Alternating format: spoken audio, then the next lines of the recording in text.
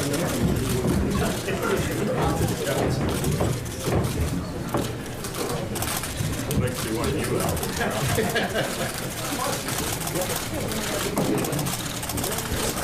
you, everyone. Premier Moe will have an opening statement, followed by Premier Legault. Premier Moe.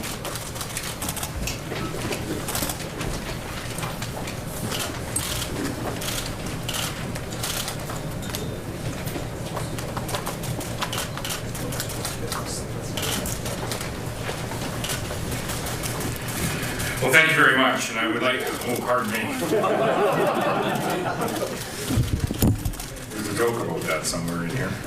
I do want to begin by thanking my fellow premiers for joining me at this meeting of the Council of Federation, and in particular, I want to thank the gentleman seated to my right, Premier Doug Ford, for hosting us here in Toronto, Ontario. Thank you so much, Doug. This meeting came together at the request of a number of my colleagues following the divisive results that manifested themselves in the federal election. And in my meeting with the Prime Minister a couple of weeks ago, we discussed the role of myself as Chair of COF and the opportunity that we may have to find consensus with my colleagues at this table from coast to coast to coast on critical issues such as improvements to our environmental assessments and federal transfers across this nation, as well as the federal transfer that would include fiscal stabilization.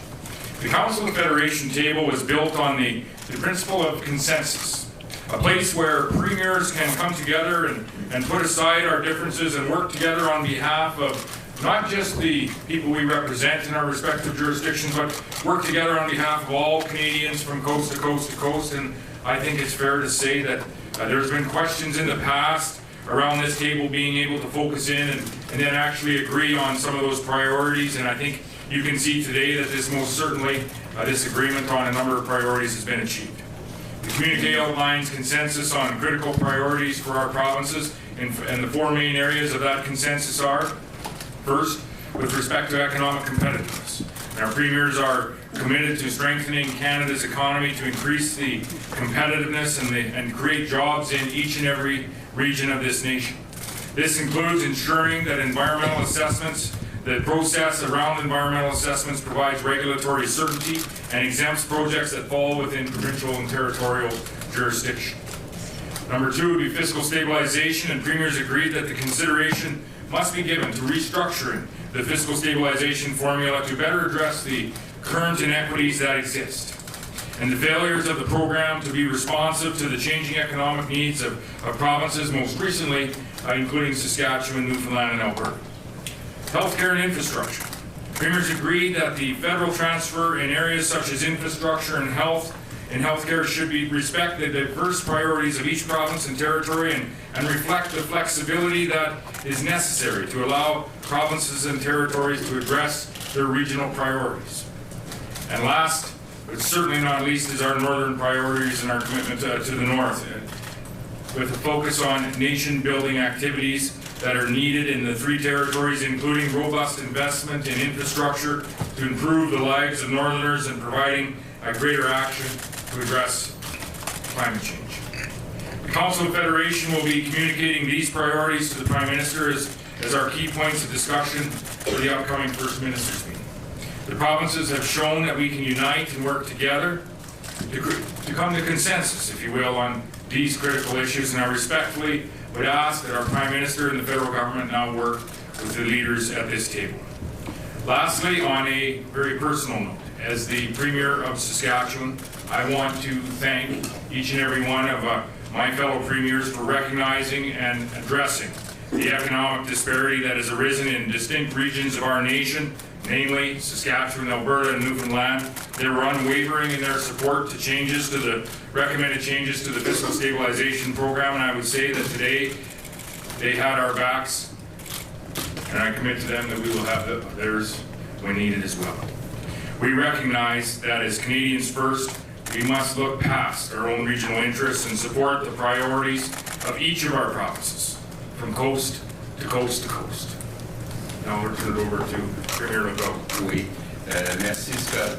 À mon tour de dire ma satisfaction de voir qu'on a réussi, tous les premiers ministres des provinces et des territoires, à s'entendre sur 4 priorités en vue d'une rencontre avec le Premier ministre du Canada au début de l'année 2020 qui sera donc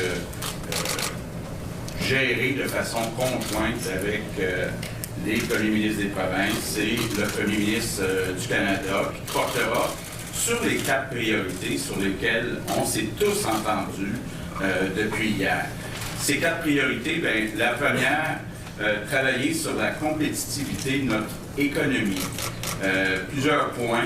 D'abord, s'assurer que les projets soient acceptés, évalués plus rapidement avec une seule évaluation environnementale qui serait sous la responsabilité des provinces, donc éviter les dédoublements du côté du gouvernement fédéral.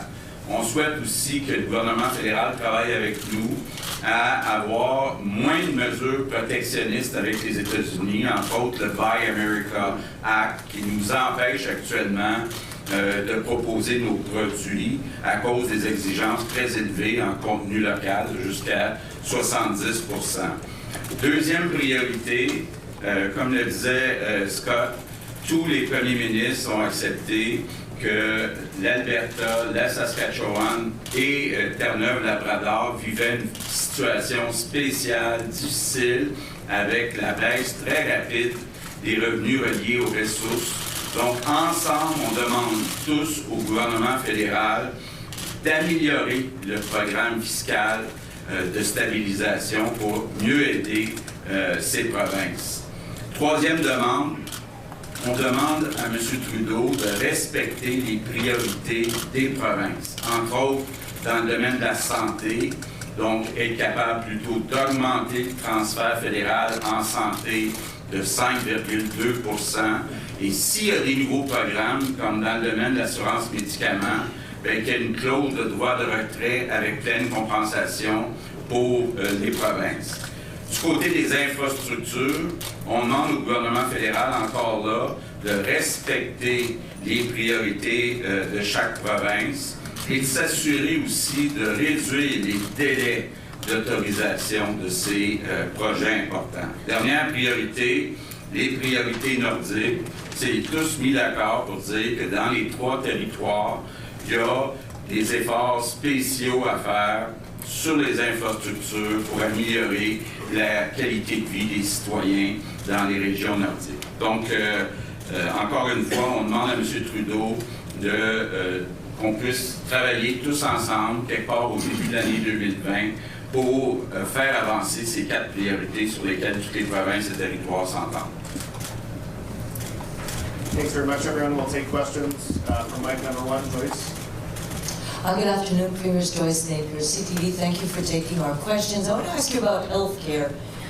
You want an increase of 5.2%. Some of you have spoken to the Prime Minister. Certainly you have mentioned that to him. What was his reaction, and what do you think Ottawa will say to that request? Well, I can go. I did speak to the Prime Minister about healthcare, of course, and you know the message that we send to Canadians today, that this is a top priority no matter which province you live in. I think Canadians want to see the federal government more involved in the delivery of healthcare.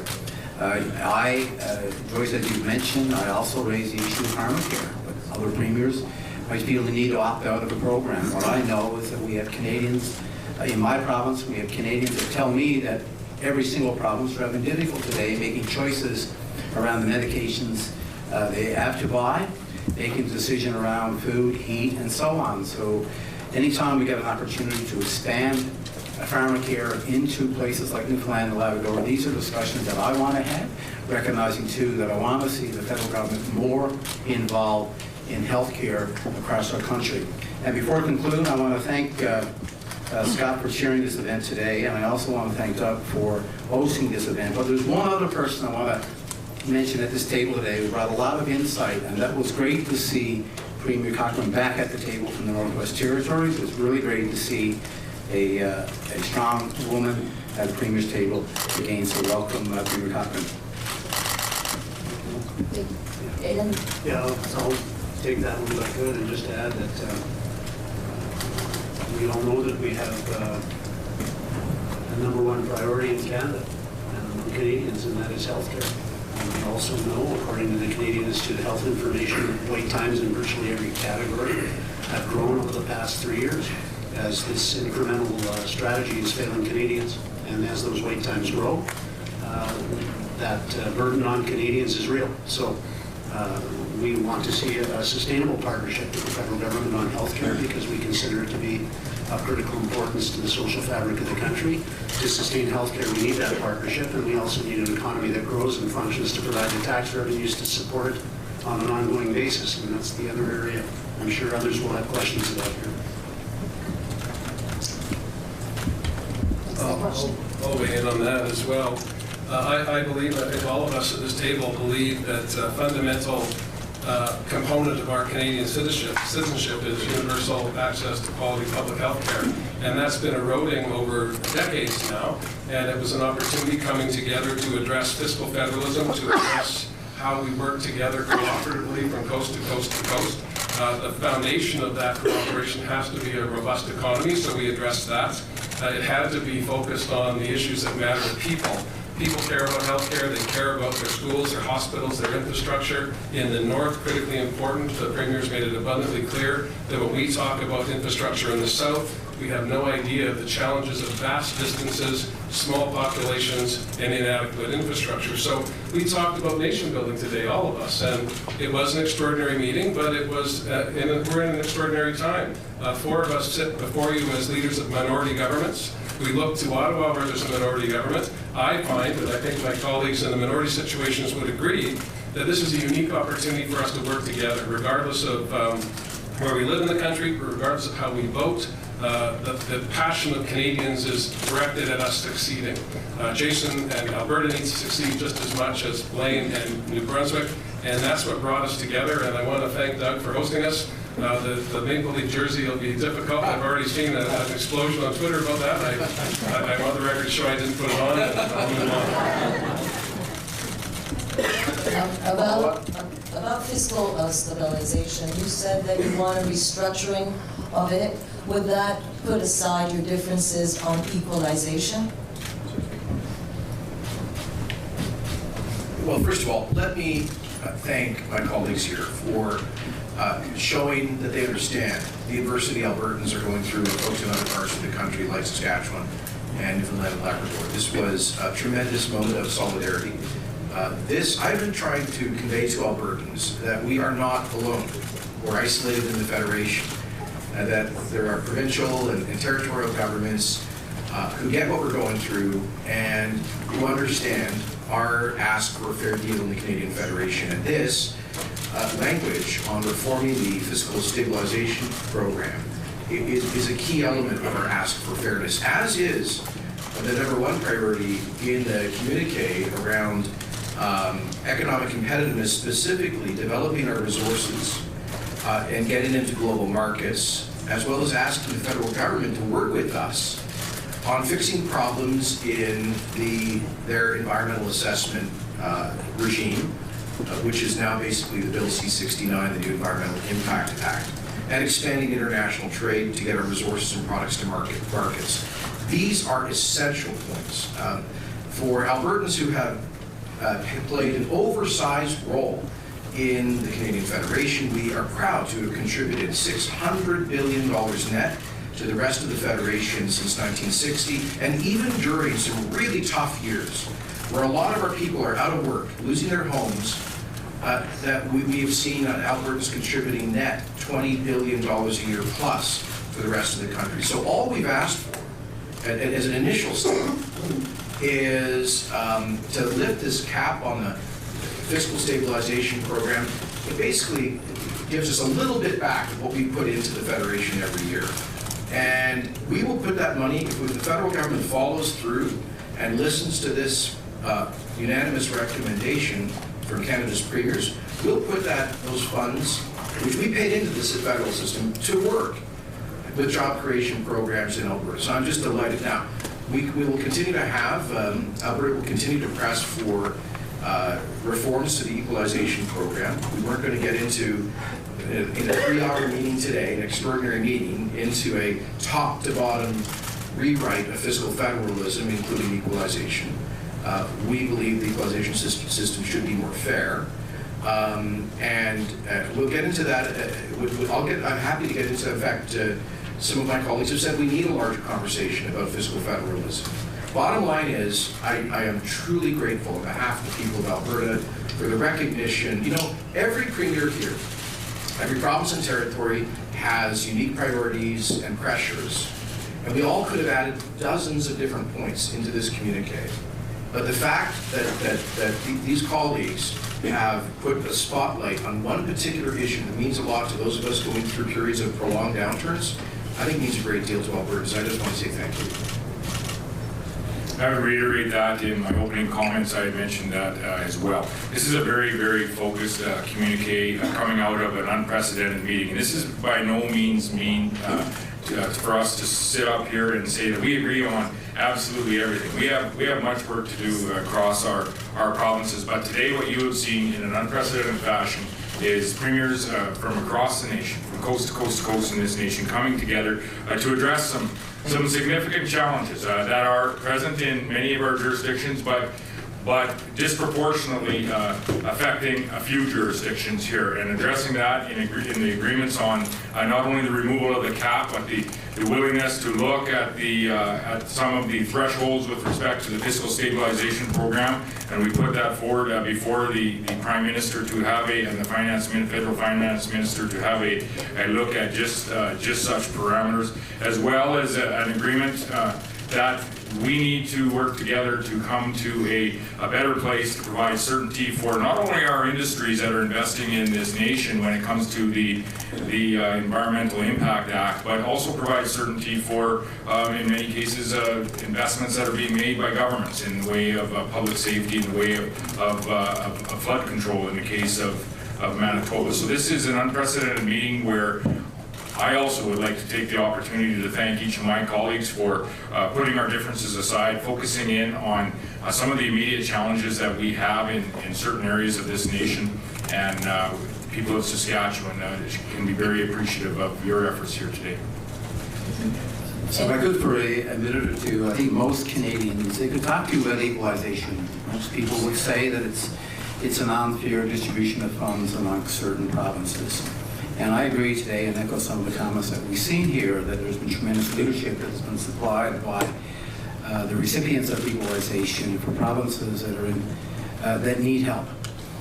But to put that in context, in 2016, I represent a province, Newfoundland and Labrador, that had lost $1.1 billion in revenue from oil royalties.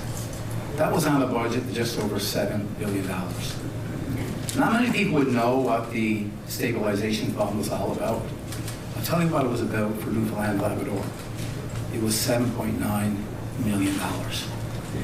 Staring down a $1.1 billion loss in revenue, this fund would have provided Newfoundland and Labrador $7.9 million. So insignificant. So when you use the word stabilization fund, you think the intent would be to stabilize something. Well, it didn't work. It's outdated. It's been around since the 80s. Thankfully for the premiers and the support that we have at this table today, working with the federal government, we will get a fund that's flexible, responsive, and relevant to the needs of provinces like Newfoundland and Labrador, like Alberta, and like Saskatchewan, but also for some other province in the future that might find itself in a similar situation. Next question, Earlier today, Mr. Palliser was telling us that maybe pharmacare is not a priority, considering that waiting times are getting longer and longer in the healthcare system. So I'd like to hear from each and every one of you.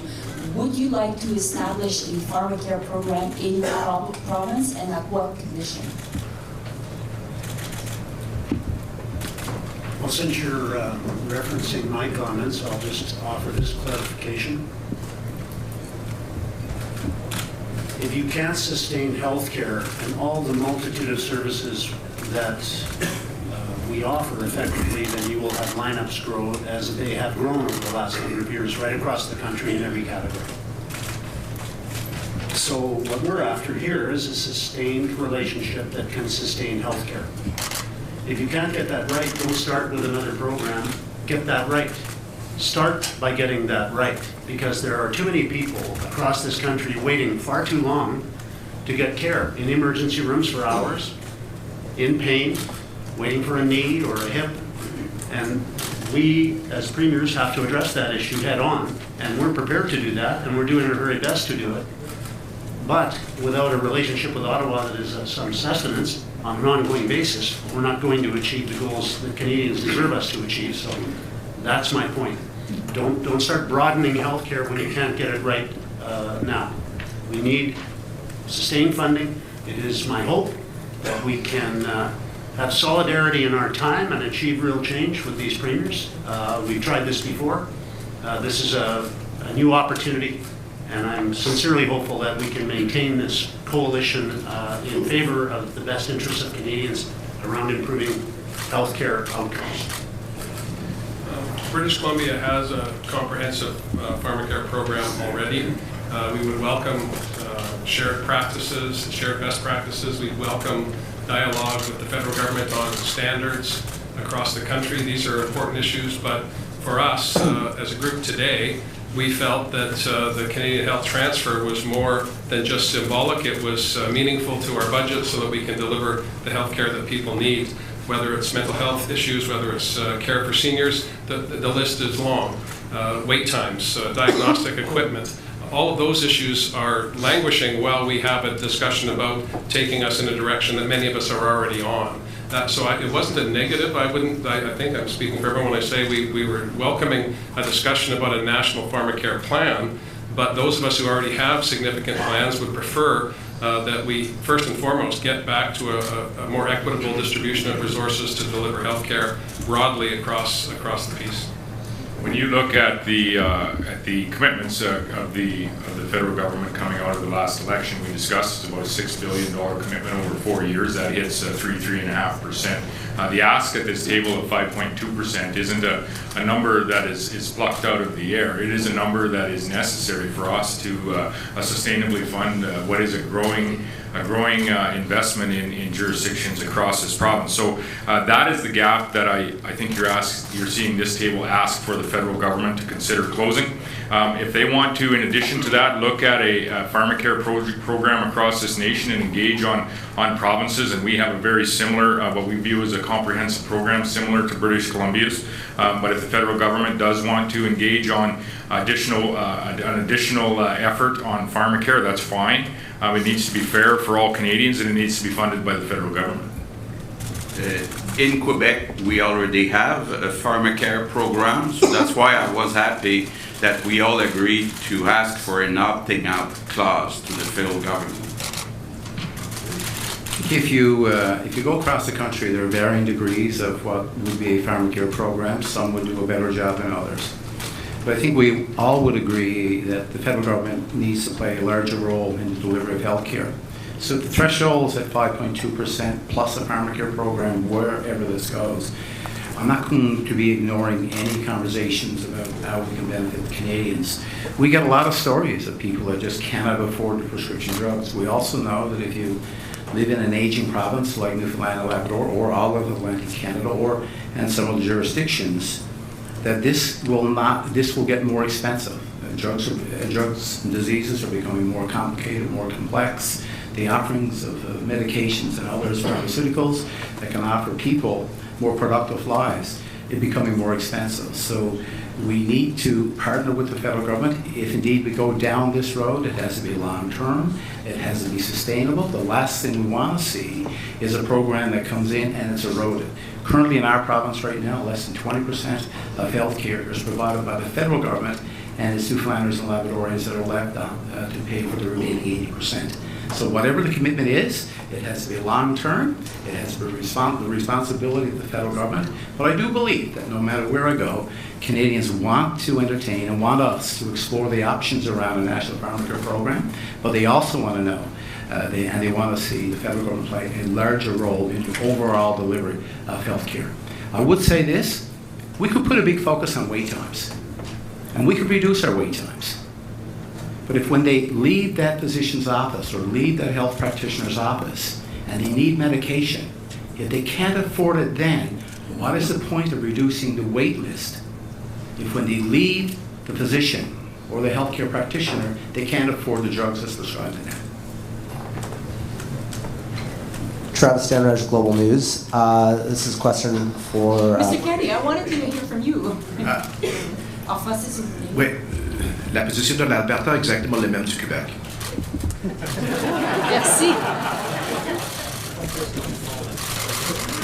Travis Stanridge, Global News. There have been calls for national unity from many of you after what was clearly a very divisive election. However, in what is now a pretty famous cover of Maclean's from last year, several of you appeared on the cover of that with the title "The Resistance." Premier Kenny, Mo, Pallister, and Ford, do you still consider yourselves part of the resistance, and how do you square that imagery of division with the message of national unity? Well, I'll take the first stab at that. That wasn't my word. I don't think it was the word of any of my colleagues, but Maclean's magazine. I was elected with an historic mandate, in part, to repeal the carbon tax in Alberta to fight the threatened imposition of a federal carbon tax. We are continuing to do that. We gave Albertans the largest tax cut in our history, $1.6 billion, by scrapping a tax that was doing nothing to help the environment, but was making life more expensive for ordinary people to heat their homes and drive to work. And so I believe we made exactly the right call. At the same time, we've brought in our technology innovation and emissions reduction program, which includes a levy on major industrial emitters that will significantly reduce CO2 emissions in our economy and help to develop green technology that reduces CO2 emissions in the future. Also equipment and technology that we can export to the developing world, to places like China and India where we see huge increases in CO2 emissions. So I think we struck the right balance. We've also, we're going to be going before the Alberta Appeals Court to seek a judicial reference on the constitutionality of the federal carbon tax. We think of the one that if that court looks at our very strong levy on major industrial emitters, they'll say that we're doing our job and the federal government doesn't need to double up and punish people for heating their homes. That's our position. Other provinces are going to take different positions. We respect that.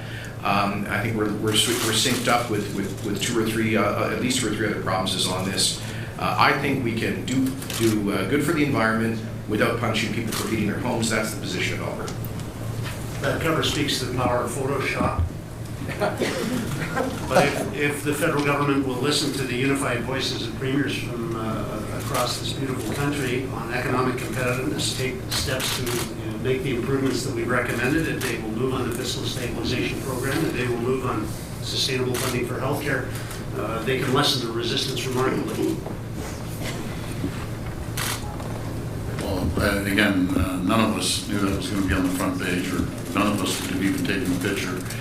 But in saying that, Travis, I think this alone, right today, sends a very clear message to people back in their home provinces, sends a message to people right across this nation, and along with the federal government and the world, that we may have our differences, but Canada is united. We're a united nation, and as you've seen in this meeting, when some of the provinces are struggling, we're all there. We're going to be there. We support them. We have their back, and we're going to do everything we can to get them back on their feet. Because it wasn't too long ago. It wasn't too long ago that Ontario was taking equalization. We saw a pretty drastic recession back in, I believe, 2008, 2009. But we're here to send a message of certainty right across the world and across this nation. And people expect us to work together. You see every political stripe at this table, and we get along incredibly well, supporting each other. We saw it today. We saw it here with the 4 areas that we're concerned about, and we'll always support each other. I was in Regina for that particular photo, and I would just put forward this: what you're seeing today, as opposed to any type of resistance, is a consensus of leaders from coast to coast to coast in this nation. A consensus when it comes to the fact that they want to be involved and consulted with and work closely with the federal government when it comes to regulation and policies and legislation that is going to have an impact on our industries that are creating wealth, not only in our respective jurisdictions, but our industries that are creating wealth by extension for all Canadians. And I speak in each of our jurisdictions. We all have industries like that that are already operating among the most, in many cases, among the most sustainable in their industry in the world. We are manufacturing jets and vehicles in this nation as sustainably as anywhere is in the world. We have some of the most sustainable energy products, whether it be oil or whether it be uranium. The most sustainable agri-food products come out of the nation of Canada. Just yesterday, you saw 3 provinces moving forward with an announcement on small modular reactors, with an intent in Saskatchewan's case to ultimately push our emissions down to eliminate our emissions in the electrical generation sector by 2050. So the leadership that we see at this table here today has come together on a consensus basis. Had the discussion around being involved in environmental impact assessments that can have an impact on those already sustainable industries. To reiterate some of what we discussed in Saskatoon with respect to climate policy being in the provincial jurisdiction. Climate policy is in the provincial jurisdiction, so for good reason, so that we can address it in exactly the way we were addressing it with a memorandum of understanding and ultimate investment yesterday in zero emissions nuclear power. And as well, you saw today a consensus of leaders across this nation coming together to ask for and call for changes to the fiscal stabilization program to benefit not only a few provinces here today that have had a sudden downturn in their economic fortunes or in their GDP growth, but to also restructure that program so that it can support and invest in provinces into the future that may be experiencing something similar. Just as a follow-up on what it has been a divisive issue for many people in this country, Bill 21, I'm wondering if each of you could clarify your position on it, whether or not you condemn Bill 21, and if you think the Prime Minister should step in. Well, I'll jump in here. You know, we're here to talk about common ground. We could talk about things, Travis, that we don't agree with. We're here to talk about common ground, and we respect the decisions that each province makes within their province. And I think I've answered that, so I'll leave it at that. Does no one want to weigh in on that issue? Agreed. Okay. Brian Lilly, Toronto Sun. There are 2 premiers at this table, Mr. Legault and Mr. Horgan, who definitely don't want pipelines, 2 that definitely do. I'd like the 4 of you to tell me what you think this phrase in the communique means. Continuing to develop resources in a responsible manner and ensure access to markets for Canada's products. To me, that sounds like you're all in agreement. There should be pipelines to Tidewater. I'd be surprised if that's how you all view it, so I'd like to hear from you. Well, firstly, I want to say I wore a blue suit today, so maybe McLean's will Photoshop me in too. Don't pay no attention to the orange polka dots on the tie. But on the question of corridors to get resources to market, there is a pipeline today that travels from Alberta to the heart of British Columbia's metropolitan area, Vancouver, and it has been there since 1953. There is a proposal to twin that pipeline. It has been approved by the appropriate regulatory body. It has been challenged multiple times at the appropriate levels of court and has been proven out. I believe that there's more work that can and should be done. We have a reference case currently before the Supreme Court, likely to be heard in the new year, with respect to what role the province has in regulating activity, not just of diluted bitumen, but any other product transported through British Columbia by rail, by pipeline, by carrier pigeon. What role does the province have to play? These are legitimate questions to ask in a federation, and that's what we're doing. With respect to the challenges in Alberta, they're profound, and I've made that abundantly clear, not just to Premier Kenney, but to former Premier Notley and to Prime Minister Trudeau. British Columbia stands resolute in our defense of the issues that matter to British Columbians, but we also recognize and understand that in a federation where there is an existing pipeline in place, we need to make practical changes to how we operate, and that's what we've been trying to do. With respect to Line 3, which just opened up, that's an opportunity for, I think you said 100,000 barrels of Alberta oil to get to market. We have a natural gas pipeline being built right now in British Columbia, the largest private sector investment in Canadian history, to move natural gas from Western Canada to other markets. And we're doing that within the context of a climate action plan that is unparalleled. So I believe we can do all of these things together, but if we don't sit down periodically, as we've done today, and come to unanimous positions on how we can mutually benefit each other, then we're going to continue to be frustrated and fractured. I believe the better way forward is to always have the opportunity to talk and find a way forward. And that's what we've done today. That's what we did in Saskatoon. And that's what we're going to do again, I'm hopeful, with the Prime Minister in the new year, and then on to Quebec City, where we're going to get a Nordique jersey, I hope.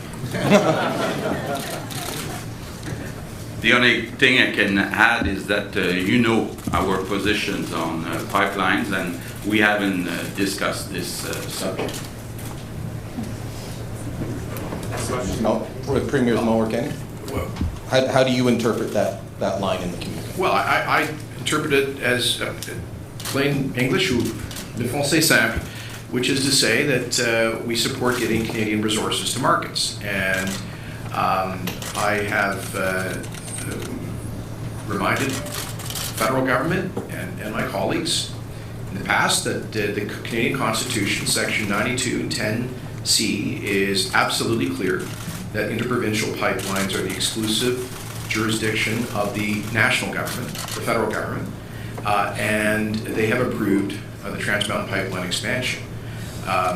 John's right, this has been obviously subject to a lot of legal harassment by large intervention, he says, by largely US-funded special interests, and they have lost it every step of the way.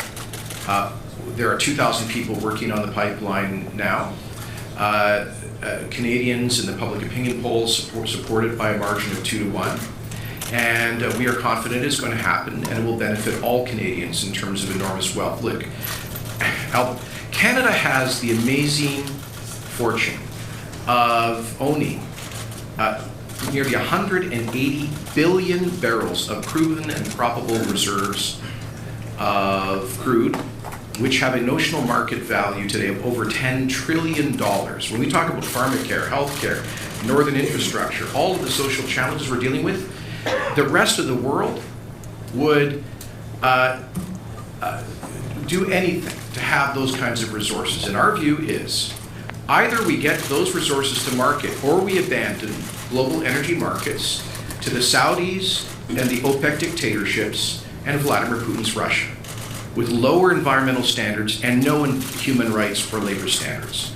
I think as long as the world needs that kind of energy, we have a responsibility to shrink the environmental impact of its development, to get it to market safely, so that we can compete with and displace OPEC dictator oil that fuels conflict, violence, and the suppression of human rights around the world. So I believe there's a compelling economic and moral argument for that. I believe the majority of Canadians understand that. And at the very least, I want to say that we are working with François and John and their governments on the prospect of exporting Canadian liquefied natural gas to the rest of the world through our west and east coasts to help reduce global greenhouse gas emissions by displacing high-emitting coal with low-emitting Canadian natural gas. I agree, today what we discussed were points where we were able to come to agreement on. You've obviously picked up one point where there is some discrepancies at the table here, but I do agree with Jason in the fact that this is one of the ways that we create wealth in this nation, and by extension, that's wealth for all Canadians, and we create it very differently from coast to coast to coast in this nation of Canada. But we should always be proud of the sustainable way in which each of our industries operate, and I can always speak to Saskatchewan, as I know Jason can, and others, and Dwight as well in Newfoundland, with respect to the methane action plan we have, reducing our methane emissions by 45% in our energy production. We just had an investment in a refinery in Moose Jaw where they have taken 25% of the carbon out of each and every barrel, leaving that particular plant. This is not only the record of Saskatchewan, but this is the record of Canada, and by not having that access to our markets for this very comparatively very sustainable product, it is impacting other products that we are exporting out of Saskatchewan by jumping onto the rails, being transported across this nation on the rails, starting to impact agri-food exports, potash exports, timber exports out of the center areas of our nation. We most notably, with a disruption in some of our rail service over the course of the past few weeks started to have an impact on many of us here at this table in different ways. So we need to continually, as John says, come to the table, have the conversation on how we can continue to work together to a better goal. Part of that is having a reliable process in place. Part of that, I would say, was discussed much more indirectly than just on pipelines today around the environmental impact assessment and how we can ensure that we have a competent process in place here in this nation to attract investment and track that investment security into our regions across Canada. Next question. Dylan Robertson with the Winnipeg Free Press. A question for Premier Moe. The Child Welfare Reform Bill C-92 wasn't part of the communique. I'm curious if you're disappointed you weren't able to reach a consensus on that and the outstanding questions around the reform. No, we had a discussion with respect to C-92 last evening, I believe, if I'm not mistaken. And we had a good discussion with respect to C-92 and how we were going to work collaboratively, not only with the organizations as it is here, but again, attempting to work with our federal government on exactly how this bill, noble in its intentions, and I think most would, if not all, would agree with that, how it is actually going to work where the rubber meets the road, so to speak. And so we continue to work on Bill C-92 across jurisdictions, but also with individuals and groups, both First Nations communities, but also groups within those First Nations communities on exactly how this is going to function as that transition takes place. I'm just going to jump in on that one and say for Alberta, we would ask the federal government to, and we have asked them to delay the implementation of C-92. It's set to come in on Jan 1, but we don't see that anybody's ready to implement a totally new system for Indigenous child welfare. The bill proposes to create a whole new level of Indigenous government bodies that do not currently exist, with no funding from the federal government in areas of provincial jurisdiction. In Alberta, a number of our First Nations communities are not in favor of this. They have many questions about it, and what we cannot do is let kids fall between the cracks. So we would say let's get this right. Let's not rush into a system that is not yet in place just 5 weeks from now. Next question, like number 2. And we have time for 2 more questions. Question for Premier Getty. You're talking about this today, Canada getting credit for liquid natural gas exports displacing coal in places like China. I know that's part of the Paris Agreement. I think it's Article 6, and that's being negotiated right now over in Madrid. A lot of experts are saying that that's not really how it works. And so I'm wondering why you keep making the argument that Canada will get these credits. Well, let me dive in on that one first. I think it's to both of us. Well, it is now. We believe that low-emission natural gas is a preferable fuel source to high-emission thermal coal. And that has been discussed at Paris. It's being discussed again at the most recent COP. And I think that it does not happen today. We don't tote those emissions today, but we don't account for maritime emissions at all. And so we've got ships moving back and forth around the world, moving goods and services, many Canadian goods and services, without any accounting whatsoever. We have a lot of work to do on coming to terms with how we manage global emissions. And Canada's role, I believe, and certainly Western Canada's role in that, can be to displace these more noxious energy sources with a cleaner product, which was what we intend to do with natural gas coming out of British Columbia and the Montney Basin, which stretches into Alberta. And on, look, there's just absolutely no doubt that there's a huge demand in places like China and India for natural gas. And guess what? The Americans are selling it. Americans have set up a whole huge industry on the Gulf Coast to ship it through the Panama Canal. It's like 2 weeks longer sailing time to get to Chinese ports from where it would be off our west coast. This makes no sense. We talked about emissions from shipping.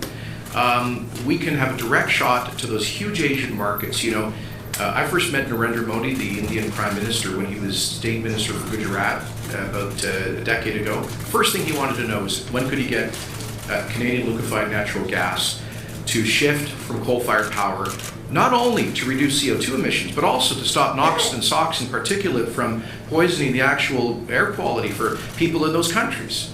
So this is something we can do to create good blue-collar jobs in Canada and reduce, improve global air quality and significantly reduce global greenhouse gas emissions. And we absolutely, our council talked about this in Saskatoon in the summer, and our communique did call upon the federal government to use Article 6 in this respect.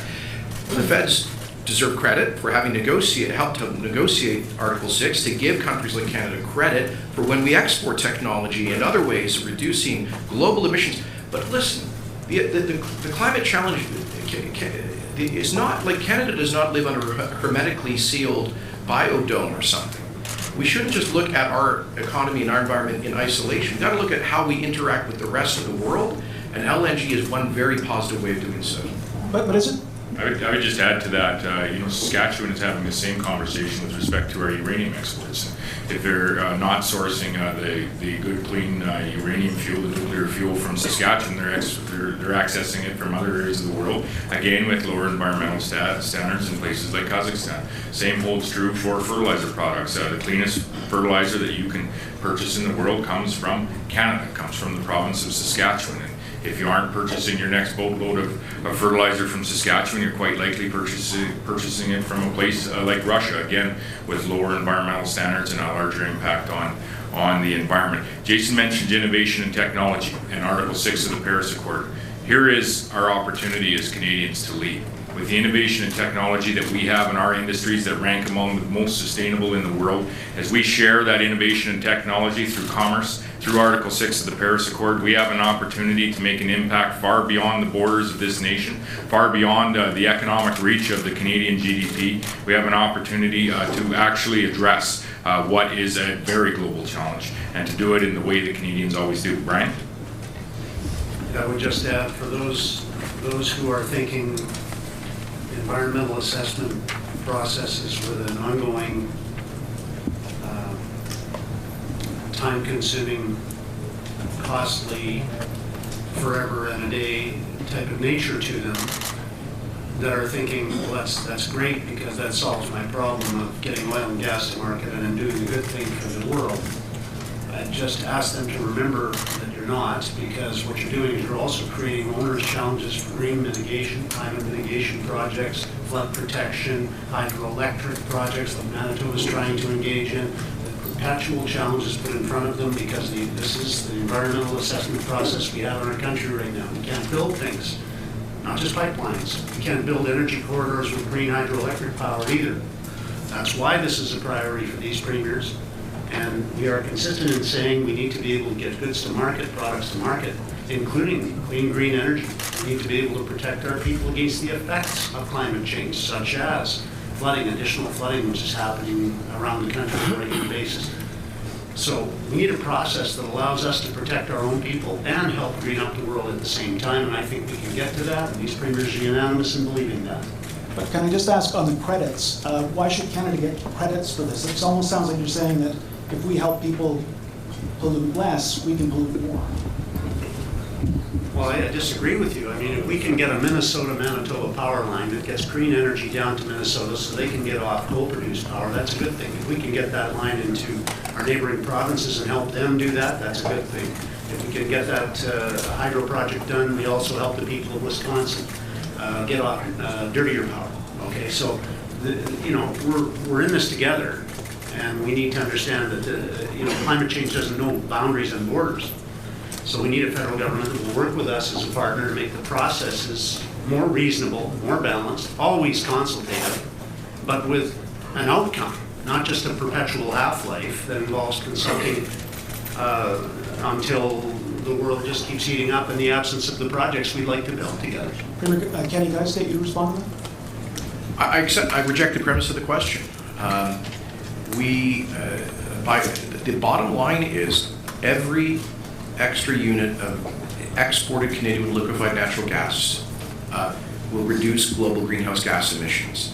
That is a concrete thing. We could shut down the Canadian economy completely tomorrow, and the growth in emissions from China and India alone would make up for that in just a few years.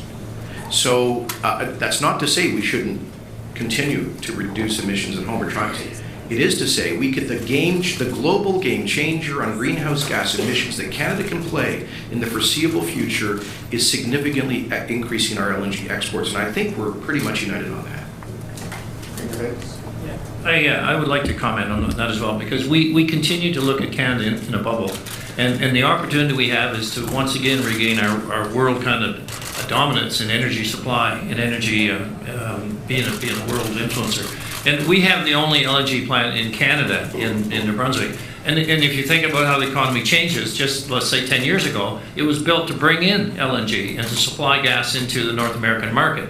And within a few years of it being built, all of a sudden there's all kinds of gas in the North America. And we now have that opportunity to export that. If we keep thinking of ourselves in a bubble and we don't utilize the resources we have right now to make a global difference, then we're missing a huge opportunity to be that world leader once again.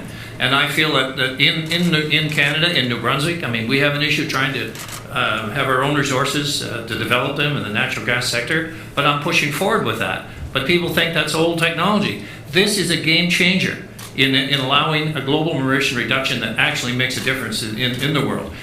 What we signed yesterday with my colleagues in Ontario and Saskatchewan, it's a game changer in zero emissions, in a whole new technology that is not utilized, doesn't exist today.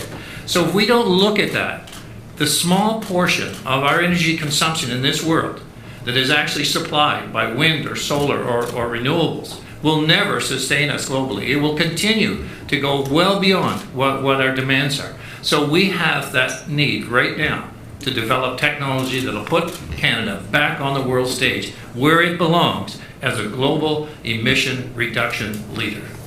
Thank you, Premiers. That's all the time we have for questions today. I'll ask. Un instant, vous allez prendre des questions en français. Sorry, that's all the time we have. 45 minutes. Yeah, family picture here. Thank you, Premiers. One of the six of us here seated, yes. And the other six behind us. Perfect. Thank you, Doug. Where is the six? Keep this all back now.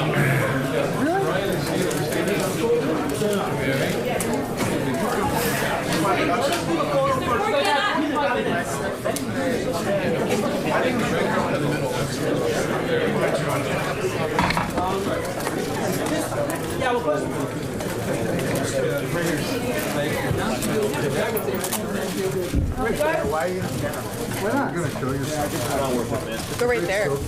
Kyle, right there. There's an opening right here. Thank you very much. Yeah. Vous devez prendre des questions en français. Vous avez pratiquement pas pris de questions en français. On est dans un pays bilingue. Vous allez prendre Thank you very much, des Premiers. questions en français. Ça marche pas comme ça.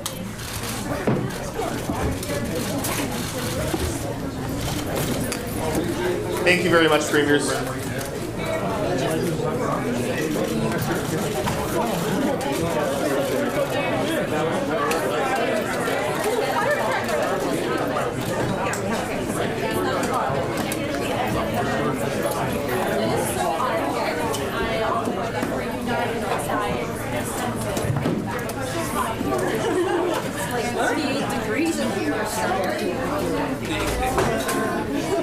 Bye, guys.